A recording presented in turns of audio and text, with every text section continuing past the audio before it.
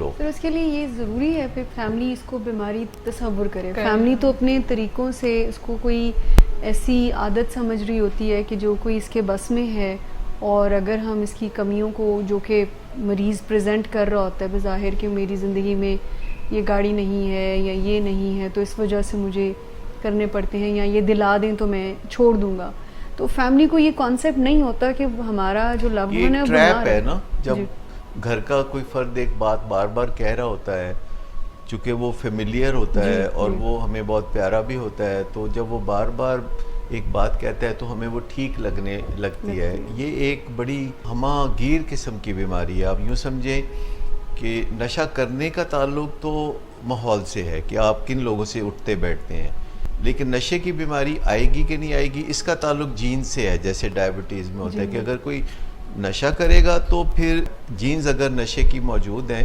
تو آپ سمجھیں کہ پھر نشے کی بیماری کی طرف سفر شروع ہو جائے گا, اور اس کے بعد جسمانی مسائل بھی ہوں گے, ذہنی مسائل بھی ہوں گے, تو ایک بربادی کا بڑا واضح سا سٹرکچر نظر آتا ہے. ہر چیز شکستہ ہوتی ہوئی نظر آتی ہے, لیکن مریض نہیں مانتا کیونکہ ہر چیز آہستہ آہستہ ہو رہی ہوتی ہے, سلو موشن میں ہو رہی ہوتی ہے, اور سب لوگ اس کے لیے کچھ اور وجوہات تلاش کر رہے ہوتے ہیں. اور فیملی کئی سال تک جو جدوجہد کرتی ہیں اور علاج کا سلسلہ شروع ہوتا ہے, پھر بھی کوئی کانسیپٹ نہیں ہوتا کہ علاج ہے کیا. ان کا خیال ہوتا ہے بنیادی کہ کچھ عرصہ مریض اگر نشے سے دور رہے گا تو سمجھو کہ بیڑا پار ہے.